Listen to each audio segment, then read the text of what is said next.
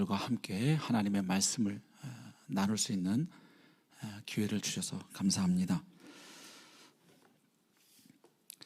2020년 3월과 4월 대한민국 대구와 경북 지역의 병원에는 그야말로 수많은 알베르트 슈바이처와 마더 테레사가 있었습니다. 공기가 전혀 통하지 않는 그 육중한 방호복으로 중무장을 하고 그 흐르는 땀방울을 주체할 수 없는 그런 상태에서도 단 한 명의 환자라도 더 살리기 위해서 사투를 벌였던 의료진이 바로 그들이라고 할 수 있겠습니다. 그때 헌신적으로 수고하던 의료진들의 그 모습은 참으로 국민들의 마음에 큰 감동을 주었습니다. 그로 인해서 덕분에 챌린지라는 캠페인이 생겨나기도 했지요. 하지만 그 후에 또 의료계 파업 사태를 겪으면서 국민들은 실망과 안타까움 혹은 심지어 또 분노의 감정까지도 느꼈던 것이 사실입니다. 저는 오늘 코로나19 시대에 진정한 영웅으로 부각되기도 했지만 한편 집단 이기주의에 매몰되어 버린 소시민으로 비춰지기도 했던 우리가 보아온 그 의사들과는 전혀 차원이 다른 놀라운 의사 한 분을 소개하려 합니다. 왜냐하면 그분은 전염과 감염의 저주를 오히려 은혜와 축복으로 바꾸어 버리시는 놀라운 분이시기 때문입니다. 자, 오늘 함께 살펴보는 이 성경 본문에는 오랜 세월 질병의 고통을 겪어온 한 여인이 나옵니다. 25절을 보면 그녀가 혈루증 환자임을 알 수 있습니다. 헬라어 원문 성경에는, 신약 성서가 기록된 헬라어 원문 성경에는 그녀는 피의 흐름 가운데 있었다 이렇게 기록이 되어 있습니다. 아시는 것처럼 혈루증이라는 단어는 피라고 하는 단어와 흐르다라는 단어가 결합된 말이죠. 그러니까 결국 그녀의 병은 자주 혹은 지속적으로 피가 나고 또 그 피가 잘 멈추지 않는 병이었음을 알 수 있습니다. 아마도 하혈을 잘 멈출 수 없었던 병으로 보이는데 오늘날 병명으로 굳이 표현해 보자면 아마도 만성 자궁출혈증 정도가 아닐까 싶습니다. 자, 이 여인이 얼마나 고통스러운 세월을 보내왔을지 짐작하는 것은 그렇게 어려운 일이 아닐 겁니다. 우선 그 병의 특성상 틀림없이 그녀는 악성 빈혈과 심한 두통 그리고 전신 무기력증에 고통을 받아왔을 겁니다. 그것도 지금 1, 2년도 아니고요. 무려 12년째 그 병으로 고통을 겪어왔습니다. 이렇게 육체적인 고통에 시달려왔을 뿐만 아니라 26절 보면 그녀는 어떻게 해서든 그 병을 고쳐보려고 노력을 했죠. 그런데 그 과정에서 많은 의사들에게 괴로움을 겪었고 그리고 가지고 있던 재산도 다 허비하게 되었습니다. 까짓것 재산이야 좀 잃어버려도 병만 고친다면 그래도 괜찮을 텐데 증세는 더욱 심해졌습니다. 그런데 환자에게 의사는 참으로 고마운 존재일 수밖에 없는데 왜 이 여인은 의사들에게 많은 괴로움을 겪었을까요?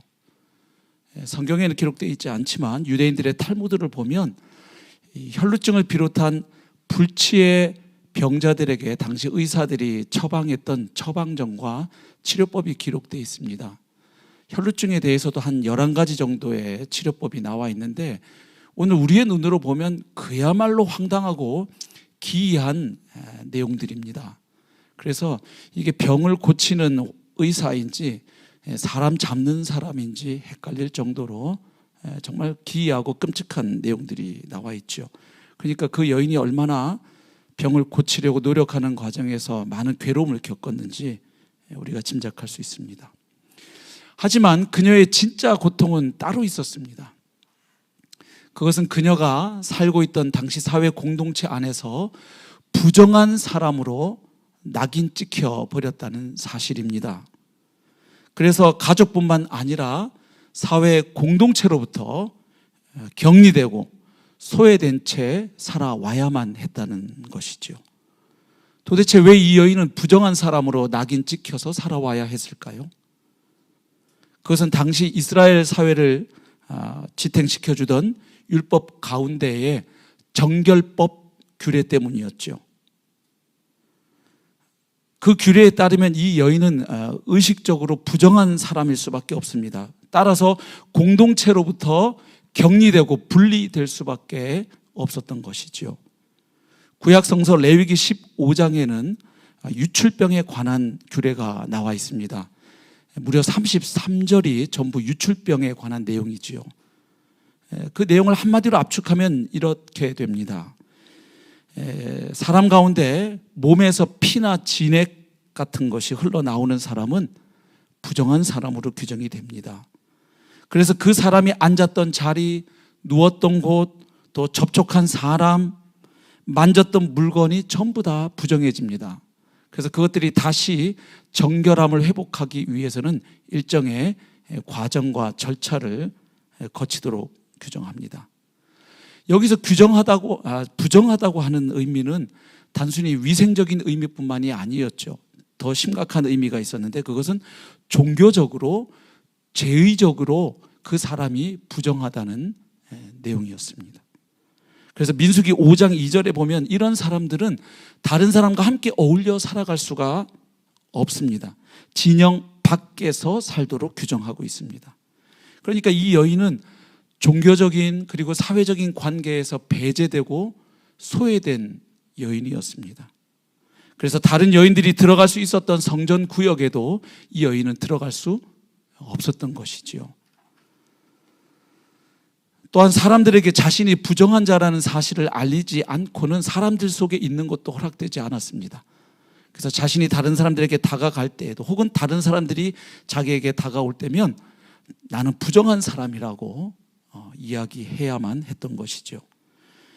말하자면 이 여인은 하나님과 사람들 모두에게 기피거리가 되는 여인이었습니다. 부정과 불결의 상황에 놓여 있었던 것이죠. 그야말로 이 여인의 삶은 소망 없는 인생이었고 고통과 절망의 상황이었다고 말할 수 있겠습니다.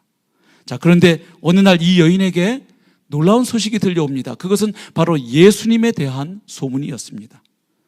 그녀가 들은 소문에 의하면 나사렛 예수라고 하는 분은 다른 의사들이 고칠 수 없었던 수많은 그 병자들을 고쳤다는 소식이었습니다. 그리고 귀신 들린 사람에게서 귀신을 쫓아내심으로 그 사람을 회복시켰다는 이야기도 듣게 됩니다. 이 여인에게 가장 놀랍게 다가온 소식은 예수님께서는 나병 환자도 고치셨다는 이야기입니다.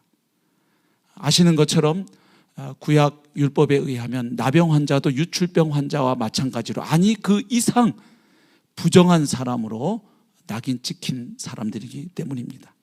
근데 예수님은 그 나병 환자도 손을 대어서 고치셨다는 놀라운 소식을 듣게 되지요. 그뿐만 아니라 당시 이스라엘 사회에서 무시받고 천대받았던 세리와 죄인들과도 그분은 함께 식사하시는 것을 즐겨하신다는 이야기도 듣게 되었습니다. 그 소문을 들으면서 그녀의 마음속에는 믿음과 기대가 생기기 시작했지요. 그래, 그분이라면 틀림없이 내 병도 고치실 수 있을 텐데 하는 생각을 하게 됩니다. 근데 어떻게 그분을 만날 수 있을지가 막막한 거죠. 근데 드디어 놀라운 소식이 또 하나 들려오죠. 오늘 바로 그 예수님께서 회당장 야이로의 죽어가는 어린 딸을 고치시기 위해 지금 그 집으로 가고 계시다는 소문이 그녀에게 들려왔습니다. 여인은 가만히 앉아 있을 수가 없지요.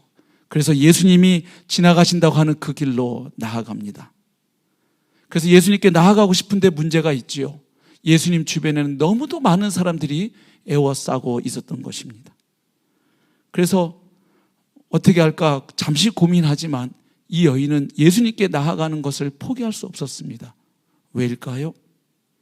그녀에게는 예수님의 옷에만 손을 대어도 자신의 그 지긋지긋한 병이 나을 수 있으리라는 그 소박한 믿음이 있었기 때문입니다. 그래서 그 복잡한 군중 사이를 뚫고 갑니다. 정말 힘겨웠지만, 그리고 그녀 입장에서는 매우 위험한 일이었죠. 왜냐하면 그녀가 예수님께로 나아가는 과정에서 그녀와 닿게 되는 모든 사람들이 다 부정해질 수밖에 없는 바로 그런 상황이었기 때문입니다. 어떻게 해서 그녀는 예수님 바로 근처까지 다가갑니다. 그리고 마침내 손을 쭉 뻗어서 예수님의 옷에 손을 댑니다. 그 순간 어떤 일이 일어났지요? 29절 말씀을 보면 그 여인은 자신의 혈루 근원이 즉시 말라버렸다는 사실을 알아차립니다. 그 순간 얼마나 놀랐을까요? 또 얼마나 기뻤을까요? 하지만 이 여인은 조용히 돌아서야만 했습니다. 왜냐하면 아무도 모르게 시작한 일이기 때문에 역시 마무리도 은밀하게 끝내야 했던 것이죠. 그런데 그녀가 조용히 돌아서려고 할 때 갑자기 예수님께서 뒤를 돌아보시며 질문하십니다. 누가 내게 손을 대었느냐? 그 순간 이 여인은 또 얼마나 당황하고 놀랐을까요? 근데 다행히도 그 순간 제자들이 끼어들어 줍니다. 31절 보면 제자들이 예수님께 말하죠. 아니 선생님, 이렇게 많은 무리가 에워싸 미는 것을 보시면서 어떻게 누가 내게 손을 대었느냐고 물으십니까? 예수님 그동안 그렇게 안 봤는데 은근히 까칠하신 것 같아요. 네. 그 여인은 가슴을 쓸어 내렸겠죠. 그런데도 예수님은 이 여인 찾는 것을 포기하지 않으시고 계속 둘러보십니다. 마침내 이 여인은 더 이상 이제 숨길 수 없다는 사실을 깨닫고 큰 두려움 가운데 떨면서 예수님 앞에 엎드립니다. 그리고 모든 일을 고하게 됩니다. 그런데 이 여인이 왜 그렇게 두려워했을까요? 성경 본문에 보면 큰 두려움이 그녀에게 있었음을 알 수 있죠. 33절에 나와 있습니다. 우선 이런 생각을 해볼 수 있겠습니다. 군중 사이를 해치고 예수님께 나아가는 과정에서 어쩔 수 없이 그 여인은 많은 사람들과 접촉할 수밖에 없었습니다. 그래서 레위기 15장 19절에서 27절에 규정하고 있는 것처럼 그 여인은 그날 많은 사람들을 본의 아니게 부정하게 만들어 버린 것입니다. 그러나 그녀의 진짜 두려움은 따로 있지요. 본문에 보면 이렇게 기록되어 있습니다.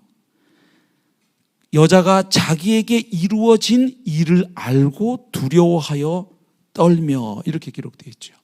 그러니까 그 여인이 진짜로 두려워할 수밖에 없었던 것은 자신을 고치신, 그 어떤 의사들도 고칠 수 없었던 그 지긋지긋한 질병을 그 순간에 고치신 신적인 하나님의 능력 앞에 그녀가 섰기 때문이죠.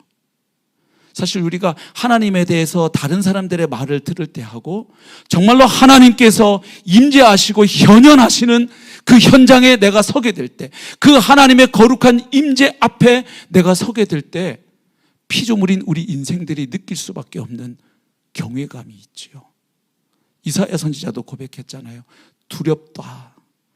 내가 입술이 부정한 백성 중에 거하여 살면서 만군의 여호와이신 거룩한 주 하나님을 배웠다.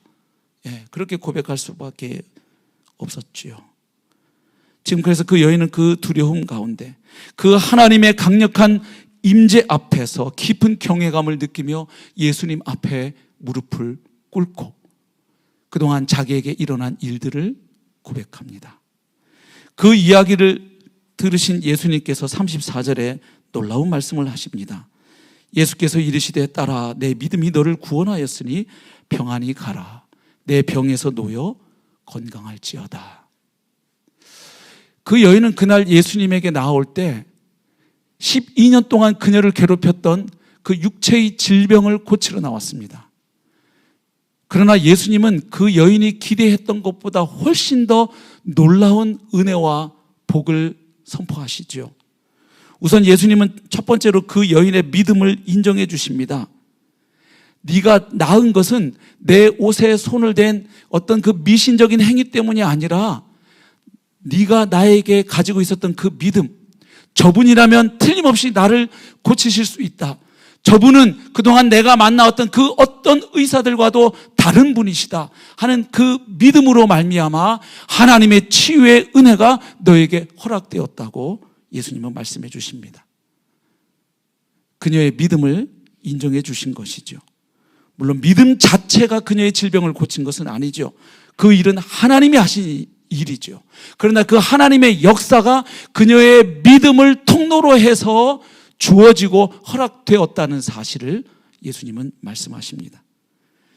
또한 예수님은 그동안 가족들과도 떨어져 살아야 했고 이스라엘 공동체로부터 분리되어서 그 진영 밖에 나가서 살아야 했던 분리되고 소외되고 격리되었던 그 여인을 향하여 예수님은 이제 그 여인이 하나님의 사랑받는 딸임을 선언해 주십니다.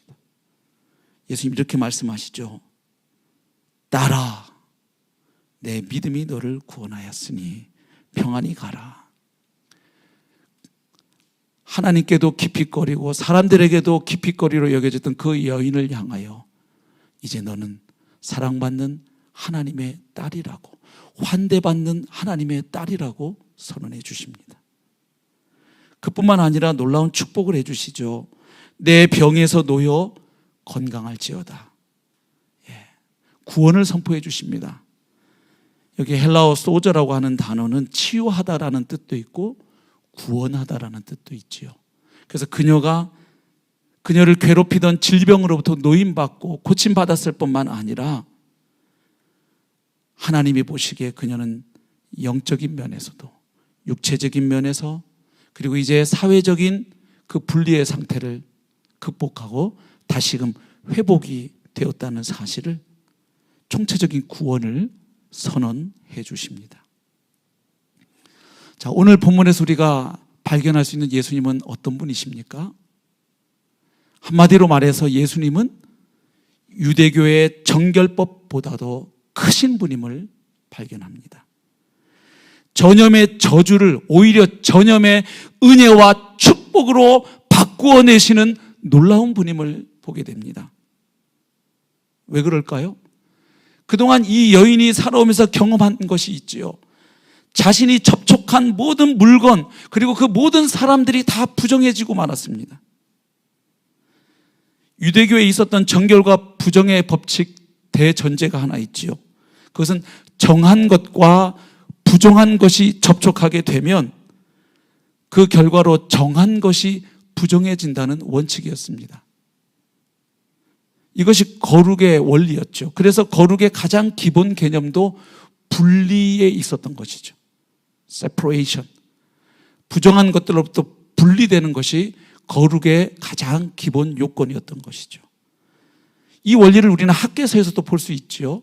학개서 2장 11절부터 13절에 보면 학개가 당시 이스라엘 제사장들에게 두 가지 질문을 던집니다. 첫 번째 질문은 거룩한 고기가 하나 있는데 이 거룩한 고기가 다른 물건에 닿게 되면 어떤 일이 일어나는가 하는 질문입니다. 그 답은 정해져 있었지요. 그 다른 물건들로 인해서 거룩했던 고기가 부정해진다는 답입니다. 두 번째 질문을 던집니다. 시체를 만진 사람이 어떤 물건을 만지게 되면 어떤 일이 일어나는가 하는 질문입니다. 마찬가지 대답이죠. 시체를 만진 사람은 부정한 사람이기에 그 부정한 사람이 만진 그 모든 물건들도 역시 부정해지는 원리입니다. 그래서 구약 정결법에 따르면 이 여인이 예수님의 옷에 손을 대었을 때 어떤 일이 일어났다고 볼 수 있을까요? 예수님이 부정해지는 결과를 초래하는 행동을 그 여인이 한 것입니다. 그런데 오늘 본문에서 발견하는 사실은 이 여인이 예수님께 손을 대므로 예수님이 부정해질 수밖에 없었는데 놀랍게도 부정했던 그 여인이 정결케 되는 일이 발생한 것이죠. 다시 말하면 이 여인으로 인해서 부정함이 예수님에게 전염되는 대신에 예수님으로 말미암아 부정했던 여인이 정결하게 되는 놀라운 일이 일어난 것이죠. 이 일이 어떻게 가능합니까? 예수님은 정결법보다도 크신 분이니까 구약의 규례를 마구잡이로 하게 하시는 분이기 때문에 가능할까요? 그렇지 않습니다. 출애굽기 29장 36절과 37절 또 출애굽기 30장 10절 말씀에 보면 이미 구약의 규례 안에서도 부정의 법칙이 깨어지는 유일한 상황이 나와 있습니다. 어린 양의 피로, 대속 제물의 피로 지극히 거룩해진 제단에 접촉하는 모든 물건들이 거룩해진다고 기록하고 있습니다. 그러니까 다른 경우에는 거룩한 것, 깨끗한 것과 부정한 것이 만나면 깨끗했던 것, 거룩했던 것이 부정해지는 결과를 낳는데 어린 양의 피로 말미암아 지극히 거룩해진 제단에 어떤 물건이 닿게 되면, 접촉하게 되면 오히려 그 제단으로 말미암아 그 부정했던 물건이 거룩해지는 결과를 낳게 되는 것이죠. 그야말로 부정의 법칙이 깨어지는 유일한 상황이었던 것입니다.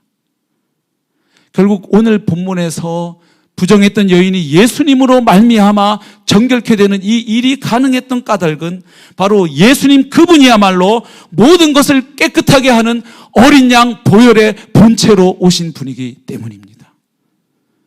즉 예수님은 정결함의 근원이 되시는 분이죠. 영원히 마르지 않는 정결함의 근원이 바로 예수 그리스도이신 것이죠. 우리 인간들의 부정함을 치유하셔서 깨끗하게 하시는 분이 바로 그분임을 보여줍니다. 자, 이 본문의 이야기를 들으시면서 이 여인의 이야기는 나하고는 상관이 없다고 생각하는 분이 있습니까? 즉 나는 이 여인처럼 그렇게 부정한 사람이 아니다. 나는 그래도 꽤 성실하게 열심히 살아왔다. 나는 그래도 내 주변에서 보는 사람들보다는 훨씬 착하게 양심적으로 살아왔어. 그렇게 자부하시는 분이 계십니까? 기준이 문제입니다. 이사야 64장 6절 말씀에 보면 무릇 우리는 다 부정한 자 같아서 우리의 의는 다 더러운 옷 같다고 선포합니다. 예레미야 17장 9절은 만물보다 거짓되고 부패한 것이 우리 사람의 마음이라고 선포합니다. 그래서 로마서 3장 23절에는 모든 사람이 죄를 지었음에 하나님의 영광에 이르지 못하더니 이렇게 선언합니다. 다른 사람 보기에는 내가 좀 더 깨끗하고 나아 보일 수 있지요. 그러나 여러분, 수술실에 들어가는 의사를 생각해 보십시오. 수술실에 들어서는 외과 의사는 철저하게 멸균 소독을 하고 들어가야 합니다. 그래서 그 손을 씻을 때도 손톱 밑에서부터 위로 이렇게 씻죠. 헹굴 때도. 깨끗해진 상태라야만 그 수술실에 들어가게 되죠. 그리고 그 수술실에 놓여있는 모든 도구들은 철저하게 멸균된 상태의 것이어야만 합니다. 마찬가지로 절대적으로 거룩하고 의로우신 하나님 앞에 설 때에 그 어떤 인생도 나는 깨끗하다고 나는 의롭다고 말할 수 있는 인생이 누가 있겠습니까? 그래서 거룩하신 하나님 앞에 우리가 나아가려면 정결해야 하는데 그 방법이 무엇이겠습니까? 바로 오늘 본문에서 그것을 보여주지요.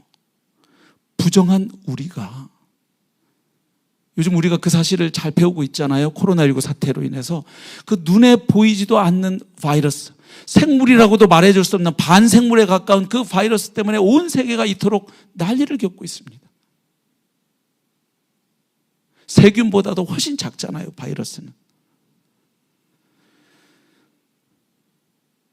바로 예수님께서 부정해지심으로 우리를 정결케 하시는 것이 하나님이 예비하신 놀라운 그분의 해결책이었죠.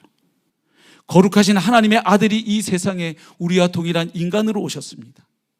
그리고 그분은 우리와 다르게 죄 없는 삶을 살아내셨고, 그래서 율법의 요구를 이루셨을 뿐만 아니라 그분이 우리 죄인들을 대신하여 십자가의 대속 제물로 하나님과 원수된 우리를 다시금 화목하게 하기 위한 화목 제물로 그분이 십자가에 달리셔서 보배로운 피를 흘리셨던 것이죠.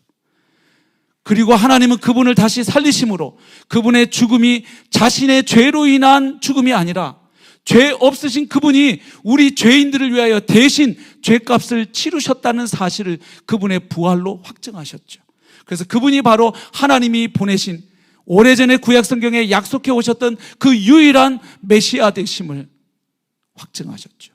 그리고 사망 권세를 정복하게 하심으로 사망의 권세도 이기신 그분이 바로 온 세상을 다스리고 통치하시는 하나님의 아들 곧 주이심을 확증하셨던 것이죠. 그래서 이제 그 예수님이 바로 나를 위하여 십자가에 죽으셨을 뿐만 아니라 부활하셨던 사실을 듣고 믿음으로 나와 그 예수님께 나아오는 그 사람은 믿음으로 예수 그리스도와 연합되어서 바로 예수님의 죽음이 그의 죽음이 되고 예수님의 부활이 그의 부활이 되게 하셔서 이제는 내가 죽고 예수 그리스도의 부활 생명으로 살아가게 하는 놀라운 진리가 바로 성경이 우리에게 말해주는 복음, 기쁜 소식인 것이죠. 예수님의 옷에 손을 대는 순간 예수님이 부정해지셨는데 결과는 그 여인이 깨끗하게 된 것처럼 오늘도 믿음으로 예수 그리스도께 나오는 사람들에게는 동일한 역사가 일어납니다. 부정한 사람들이 하나님 앞에 의인으로 칭함을 받게 됩니다. 또한 예수님께서 하신 일이 바로 오늘 본문에 나오는 것과 정확하게 일치합니다. 갈라디아 3장 13절에 보면 예수님께서 십자가에서 우리를 위해 저주를 받으심으로 우리를 율법의 저주에서 해방시키셨다고 선언합니다. 그리스도께서 우리를 위하여 저주를 받은 바 되사 율법의 저주에서 우리를 속량하셨으니 기록된 바 나무에 달린 자마다 저주 아래에 있는 자라 하였습니다. 그러니까 우리가 받아야 할 저주를 예수님이 받으심으로 우리가 율법의 저주에서 해방되었다는 놀라운 사실이죠. 고린도후서 8장 9절은 이렇게 선포합니다. 우리 주 예수 그리스도의 은혜를 너희가 알거니와 부여하신 이로서 너희를 위하여 가난하게 되심은 그의 가난함으로 말미암아 너희를 부여하게 하려 하심이라. 그러니까 하나님과 동등한 그분이 가난해지심으로 그 결과가 무엇입니까? 우리가 부여하게 되어졌다는 사실이죠. 그래서 고린도전서 1장 30절은 또 이렇게 증거합니다. 너희는 하나님으로부터 나서 그리스도 예수 안에 있고 예수는 하나님으로부터 나와서 우리에게 지혜와 의로움과 거룩함과 구원함이 되셨으니. 아멘. 이제 믿음으로 예수 그리스도께 나오는 사람에게는 그 여인이 믿음으로 예수 그리스도의 옷에 손을 대는 순간 그녀의 부정함이 예수님께로 전염되었지만 놀랍게도 예수님의 의로움과 깨끗함이 그녀에게 전염되었던 것처럼 오늘도 믿음으로 예수 그리스도께 나오는 사람에게는 우리의 죄악이 예수님에게로 넘어가고 그분의 의와 거룩함이 우리의 것으로 주어지는 이 놀라운 일이 그분이 가난해지심으로 우리가 부유하게 되고 그분이 사람들로부터 거절과 무시와 배척을 당하심으로 우리가 하나님께 받아들여지게 되는 놀라운 일이 일어나는 것이죠. 혹 여러분 가운데 나는 사람들에게 별로 인정받지 못하고 환영받지 못하고 늘 왕따라고 생각하고 소외받은 인생이라고 생각하는 분 계십니까? 예수님께서 하나님에게 버림받으시고 사람들에게도 버림받으심으로 우리를 하나님께도 사람들에게도 환대받는 자로 불러주셨다는 사실이죠. 요즘 젊은이들의 말로 하면 그분이 아웃사이더, 아싸가 되심으로 우리를 핵인싸로 만들어주시는 분이 바로 예수 그리스도, 바로 그분이신 것이죠. 이 세상의 의사들은 코로나19를 고치다가 자기도 감염되면 더 이상 의사의 직무를 수행하지 못하고 그도 음압 병실에 환자로 누워 있어야 하기 때문에 공기가 통하지 않는 방호복을 입고 치료 행위를 해야 하지만 예수님은 우리에게 오셔서 기꺼이 그분이 부정해지심으로 그분이 거절당하시고 수치당하심으로 그분이 낮아지시고 가난해지심으로 우리를 부욕해 하시고 존귀케 하시고 하나님의 사랑받는 자녀들로 하나님 나라의 영광스러운 유업을 상속받을 자로 사람들에게 소외된 우리 인생을 하나님 나라의 중심으로 세워주시는 그 예수 그리스도께로 오늘도 나아오시기를 초청합니다. 그래서 아직 예수님을 그리스도로 주님으로 믿지 못하는 분들은 오늘 그 예수님을 구원자로 주님으로 고백하셔서 약속된 구원을 받기를 축복합니다. 그리고 그 예수님을 이미 믿고 계시지만 또 세상살이 하면서 또 코로나19로 힘겨운 생활, 집콕 생활하면서 우울해지고 또 이런저런 일로 나는 아웃사이더라고 그렇게 우려하시는 분들은 예수 그리스도께로 나오십시오. 그분이 거절당하심으로 우리를 환대받는 자, 존귀하게 여김을 받는 자로 만들어주신 분이 바로 예수 그리스도이십니다. 모두 그분에게 나오셔서 그분으로 인하여 주어지는 하늘의 놀라운 은혜와 축복을 여러분의 남은 인생 가운데 풍성하게 누리실 수 있기를 사랑하는 우리 예수님의 이름으로 축복합니다.